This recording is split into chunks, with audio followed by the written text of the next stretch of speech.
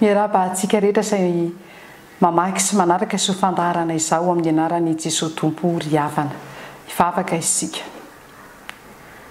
Misaotra tompony amin'ity fotoana ity izay ahafahanay rehetra indray mifampizarany amin'ny teninao, ny fananao masina koa isaoranay fa hitsiro sy hanazava izany, hanalaty anatinay rehetra izay mandre ny feo tsy avy aminao, mba haizanay manakatra tsara koa ny afatra avy aminao.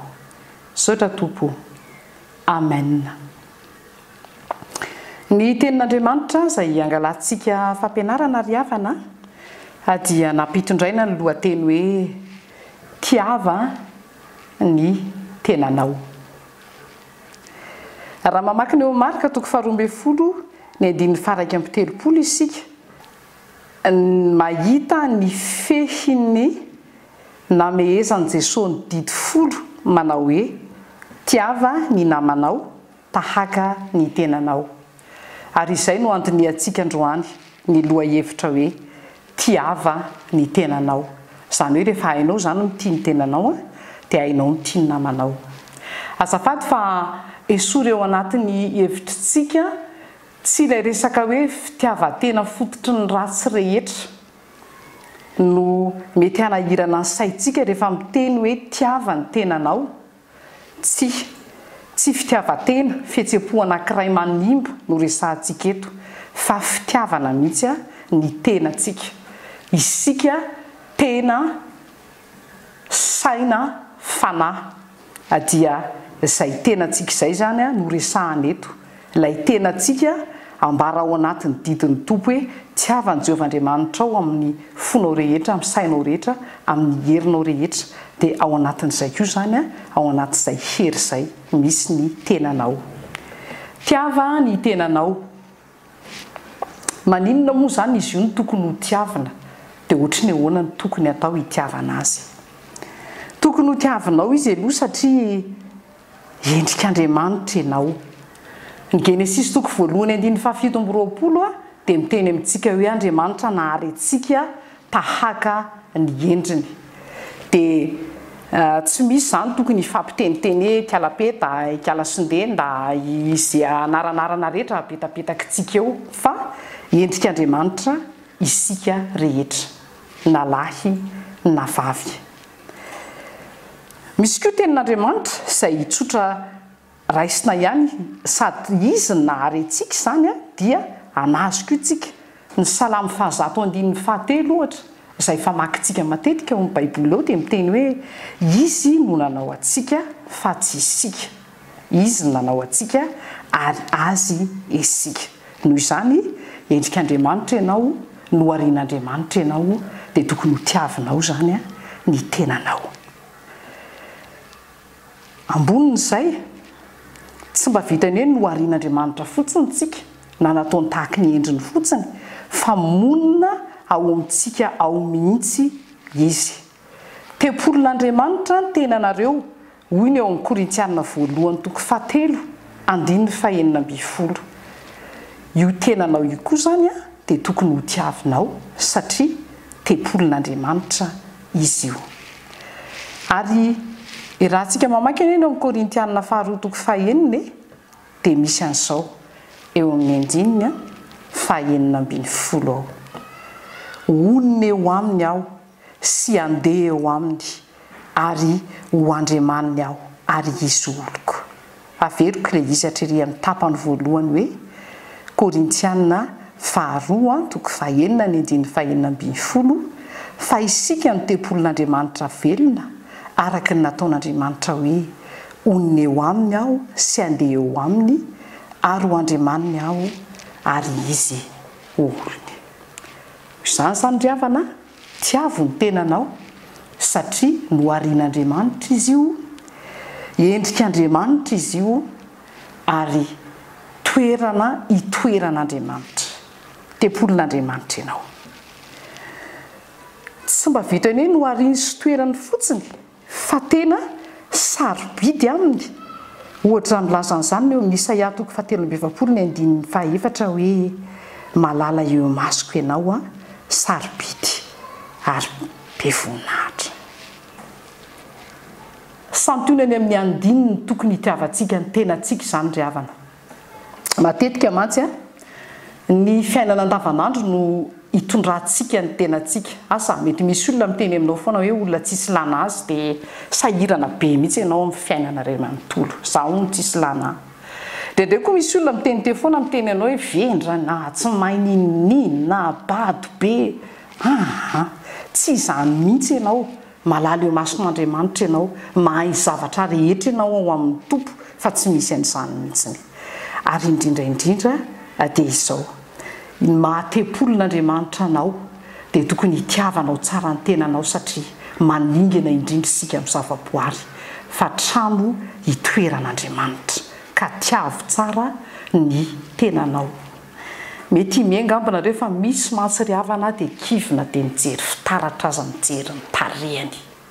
Asa indraindray mety misy mono maniry eo. Indraindray mety miketroketrona izy io.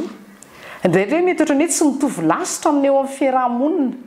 Indraindray ohatra hoe misy fiarahamonina manao hoe netsoina hoe tsara tarehy dia izay sady taviny ny volony. Ary misy indray fiarahamonina sasany dia netsoina hoe tsara tarehy dia izay marirandirana mahihindray ny tarehany. Dia izay tsy ao anatin'izay lasitra izay dia mahatsiaro ny tenany ho hafahafa. Tsy ry havana, endrik'Andriamanitra foana ianao ary tena tsara ianao eo amason'Andriamanitra. Akasitrao ny tenanao dia tiavo ny tenanao. Dia inona ary izany no tokony ataonao amin'ny tenanao satria tokony ho tiavina izy io fa tempolon'Andriamanitra. Mba hajao re izy io hoe manomboka amin'ny zavatra tsotra. Aza mpihinanana anazy izay tsy tokony ho haniny. Efa fantatra fa domelina izy rehefa mihinana zavatra anankiray dia aza mihina zava-mahadomelina izy izany. Efa fantatra fa simba izy rehefa ampisotroanao toaka kivy mihitsy ary havana isaky mahita olona mamo mijery an'ilay vatana tsara tarehina amboarin'ny tompo dia miakapoka etsy dia miolaka eroa. Vatana bogosy be iny dia akapoka etsy dia akapoka eroa. Indraindray iliteny mihitsy hoe andeha reto olo reto entina any amin'ny hôpitaly hijery ny olona marary ihany. Ny marary any amin'ny hôpitaly tena malahelo mihitsy tsy tafahetsika ny tongotra, tafahetsika ny vatako. Le matanja be indray dia ampinanina n'iny zavatra iny akapokapoka eraky ny lalana mba tiavo reny tenanao. Fa aza ampinanina azy izay mahadomelina azy, izay mampiakapokapoka azy. Tiavo ny tenanao dia aza ampinanina anazy koa izay zavatra efa fantatra fa tsy zaka. Tsika kristianina indrindra ny tena mba misy dia mba mampiomehy indraindray. Miaraka amin'ny sakafo ohatra dia izao no atao resaka. Izaho manao régime fa izaho moa tsy afaka mihinana nitsy, tsy afaka androa noho ny toe-pahasalamako hatramin'izao. Dia hoy indray ilay kristianina anankiray, hano amin'ny anaran'i Jesosy. Nareo ve tsy mba manana finoana hano amin'ny anaran'i Jesosy? Zavatra efa hita fa hoe tsy zaka n'ilay vatana ilay izy. Hatramin'i Jesosy avy koa ampidiritsika amin'izay hanimba ny vatantsika eo ka dia izay hoe hano amin'ny anaran'i Jesosy. Soa ihany moa fa Andriamanitra mpamondra fo ny tompo fahasaingina izany aza dia tonotononim-poana ihany ny anarany amin'ny zavatra efa fantatra fa tsy mety. Aza ampihinanina ny tenanao izay fantatra fa tsy zakany. Mba harao koa izay fandaminan'Andriamanitra. Ny alina dia natao atoriana ka ny miasa alina aza efa tsy hita fa hampaherezina manokana ary rehefa tonga ny alina tiavo ny tenanao mba hampahatorio izy.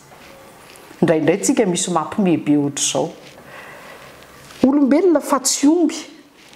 Saingy rehefa tonga ny fotoana hatoriana amin'ny alina, rehefa mitsotra eo am-pandriana dia tsy ny torimaso no atsoina hoe tompo ome torimaso mpiadanana. Fa ilay atezerana tamin'ny maraina indray no avery eritreretina. Efa tsy mihetsiketsika intsony ny tanana sy ny tongotra dia avery eritreretina ilay natezerana tamin'ny maraina. Naninona ka iny tsy mivaliako ohatr'izao? Izao mihitsy ny tena tokony tenenika teo. Dia lasa ilay torimaso. Dia eo mifatipatika eo, na inana fampatoriana eo raha rehefa izay no atao dia tsy mety satria lasa manodina ao anatin'ny zanak'atodo tokony efa hatory ny fihetsepo samihafa izay manakana ny fialan-tsasatra. Ary havana, amboary ny tenanao dia tiavo ny vatanao. Meo azy ny sakafo izay tokony sahaza azy, meo azy ny filaminana izay tokony sahaza azy, meo azy koa ny fialan-tsasatra izay tokony sahaza azy, mampahely antsika mihitsy hoe mazotoa mifady hanina satria ny fifadikanina dia sady mitondra fahasalamana fifadikanina miaraka amin'ny vavaka fa sao dia le miasa saina dia le manao hoe adiniko kay reto ny mihinam-bary misy mantsy ohatr'izany adininy hatramin'ny mihinan-kanina dia asa ny fahorian'ny vatanao amin'izay mifady hanina sady mivavaka mba azahoana filaminana tsara na ho an'ny vatana na ho an'ny saina na ho an'ny fanahy fa indrindra ampifadio ny vatanao izay fihetseham-po rehetra manimba azy ka rehefa fantatra fa fihetseham-po matezitra ary rehefa fantatra fa fihetseham-po tsy mampitombo aza visa fisainao mandrakariva fa reny ilay tena miteraka ny fahavizanan'io vatana io betsaka ny karazana aretina antsoina hoe psikosomatika ary sahirana mihitsy ny dokotera mitsabo an'ilay olona izany hoe marary ny favoniny betabe ny trangana aretina eo amin'ilay vatany vokatry ny tsy mba hoe fadiana izay zavatra mandratraka ny tompo efa miteny hoe esoro ny folentika esoro ny fitabatabana ny etsika indraindray vao miahy tehirizinao daholo zao fangidiana sy fitabatabana rehetra izao ny farany simbatra amin'ny vatana dia tonga avokoa ny karazana aretina tiavo ny tenanao ry havana izay ny tenin'ny tompo androany tiavo fa endrik'Andriamanitra izy ary noharian'Andriamanitra tiavo fa tepolin'Andriamanitra izy ary malala eo mason'Andriamanitra ianao zany dia manomboka an'io dia mitenena hoe tompo ho tiaviko amin'izay ny tenako ka ny sakafo rehetra manimba azy tsy homeko azy izay mahadomelona azy tsy homeko azy ny tabataba sy ny eritreritra adala rehetra manimba ny fahasalamako